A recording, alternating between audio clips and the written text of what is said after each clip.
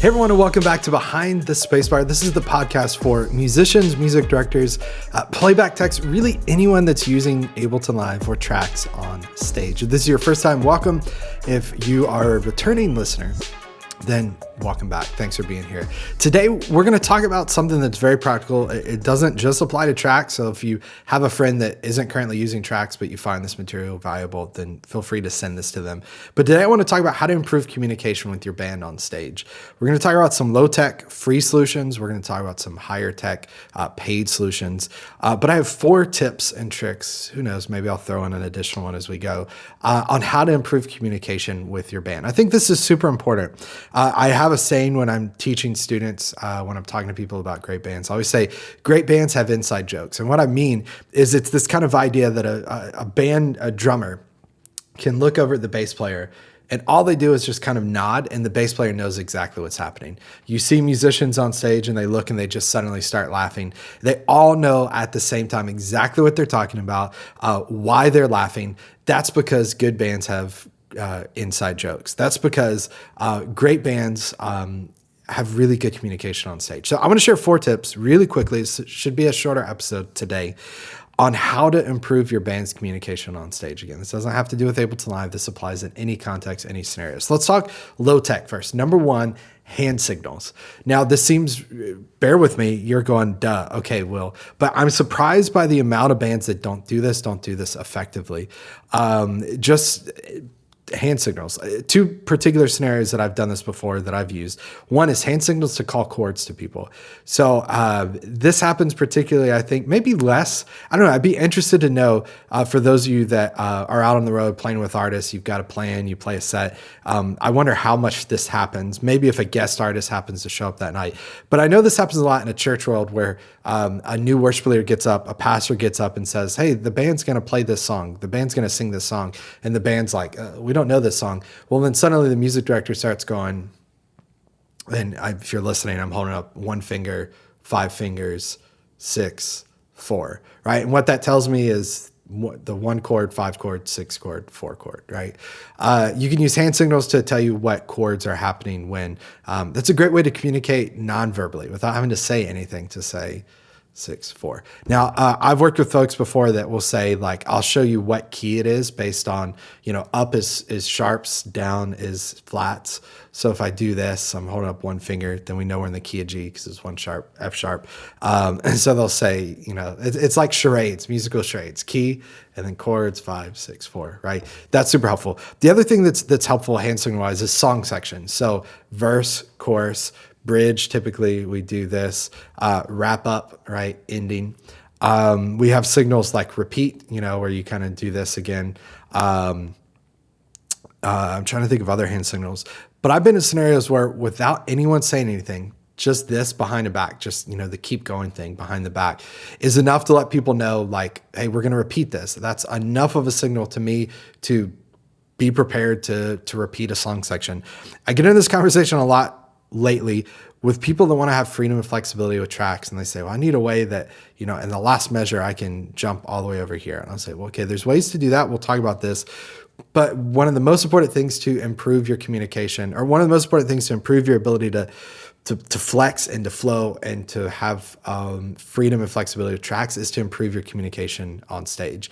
In a church world, if you're working with a worship leader or a vocalist that they suddenly decide they want to go to a bridge, they knew before they got there that they wanted to go to the bridge. We need to help them figure out how to decide on that beforehand and then communicate it to everyone. Halfway through the course to do this, to hold your hand out like a bridge, or to do this for a verse or chorus, or this to keep going. Communicate that far enough in advance so we can communicate to everyone else. Now, nonverbal communication, hand signals only work and go so far. Number 2, this is a little more high tech. It's a paid solution, but you probably have tools and utilities you can use to make this happen, is to use a Talkback mic. That is maybe the number 1 most useful tip to improve your communication on stage with your band, is to have a Talkback mic. What's a Talkback mic? Well, at the lowest, most possible technical requirement level, cheapest way, it's a mic on stage, typically for the music director, that is not turned on in the house. And so what I mean by that is me as a guitar player, I'm playing guitar, I have a microphone. Maybe it looks like I'm singing, maybe occasionally I do sing into that, but that microphone just goes to the band's in-ear so that they can hear, so that when I see the artist do this for repeat, I could just get in the Talkback mic and say, okay, we're going to repeat.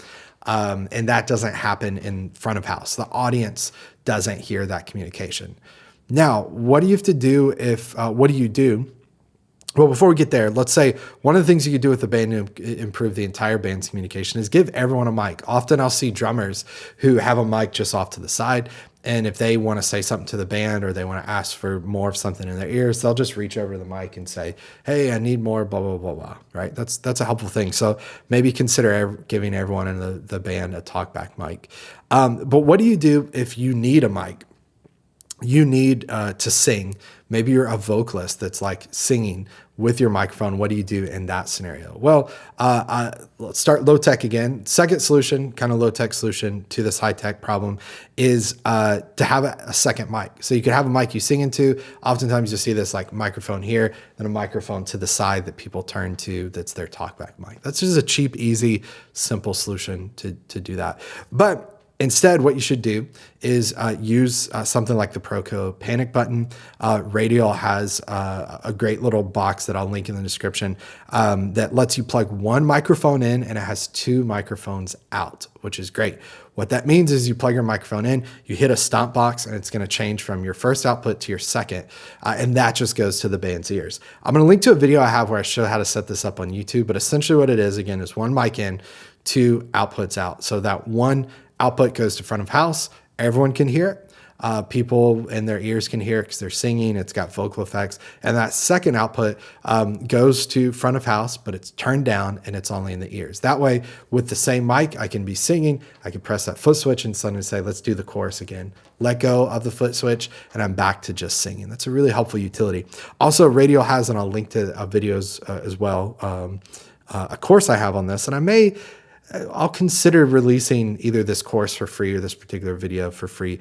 But Radial has, I believe it's called the Relay Xo, which is a box that actually works with wireless mics. And I show you in this course how to set that up. So if you're a singer, a vocalist, and you have a wireless mic that you're singing into, you can have one of these foot pedals on stage. You can have it go a very long distance over XLR. And you can sing into your mic, and then when you need to, step on the foot switch to then have Talkback, which is really, really great. So those are some high-tech solutions with a Talkback mic. Again, even within that, there's low-tech solutions of having a second mic. But that's a really, really, probably of all four of these, I think the most important to implement that's really going to help you. Number three, this sounds obvious, but plan.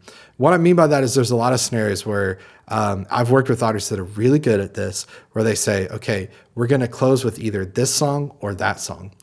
By planning, what I mean is they tell us that in rehearsal, not as we're stepping on stage. Or if they tell us that as we're stepping on stage, it's fine because both of those are songs we have rehearsed. So if you take a little bit of effort, particularly you as the person in charge, the music director, to rehearse, to practice the song, to practice possibilities for the song, then that's really going to change things for you. To say, okay, we may do this song, we may do this song, be prepared for both of these. Or maybe we have two sets that we're going to rotate in and out. For festival dates, we'll do this. For headlining dates, we'll do this. If we plan ahead, we can practice individually, we can rehearse all together, and we're going to have a lot of success with that. Number four, last tip here, is rehearse safe words. And what I mean by that is, and this is more so of the person who's in charge, come up with some sort of word that lets the band know what we're doing. If I say this word, if I start to tell this story, this is the song we're going to play. That's going to alleviate, that's going to give you as the person up front, the person in charge, it's going to give you the freedom to change a song here in the set. It's going to give you the freedom to jump to another song. It's going to give you the freedom to skip a song in the set. If you, number three, plan, but number four, create the safe word where people know, hey, when I tell this story, when I say, hey, we're so thankful you're here, but we can make more change by doing this, then we're going to this song. If I say, you guys ready for another one, we're going to do this song. If I say, whatever it is, plan through that in rehearsal, talk through that as a band.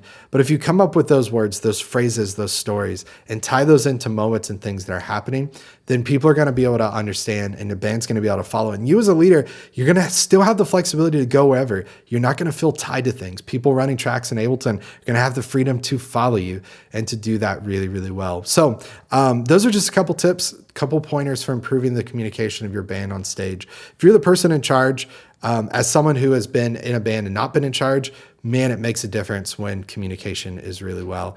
If you're the person in charge, consider improving that for the rest of your band. If you're not the person in charge, consider bringing this to the rest of your bandmates and saying, hey, is this some stuff we could implement? Are these ways we can improve our communication? I'd love to know in the comments if you're watching on YouTube. Let me know what you've done, what steps you've taken and implemented to improve the communication of your band, no matter what context you're in. If you're playing in a church, you're playing in a stadium, you're playing in a club, let me know what you've done to improve the communication with your band on stage. Thanks so much for watching, for listening to this. If you're listening on Apple Podcasts, please do me a favor, leave a rating. Consider leaving a review as well too. It helps people discover this. If you're watching on YouTube, please, please, please subscribe, like this video, a comment. Again, let me know what you've done and implemented to improve the communication of your band on stage. That really, really helps. Also hit the bell icon so you're notified when we post new content. I post new videos every single day at 10 a.m. Central. I know I'm crazy, I'm nuts, but consider doing that as well too. And then finally, if you've enjoyed this episode, if you think you know someone else will enjoy this, text it to them, email it to them. Getting the word out really, really helps. Thanks so much for your support. Thanks for watching. Thanks for listening. I'll see you next week, next Monday, 10 a.m. Central. Take care, everybody. Bye.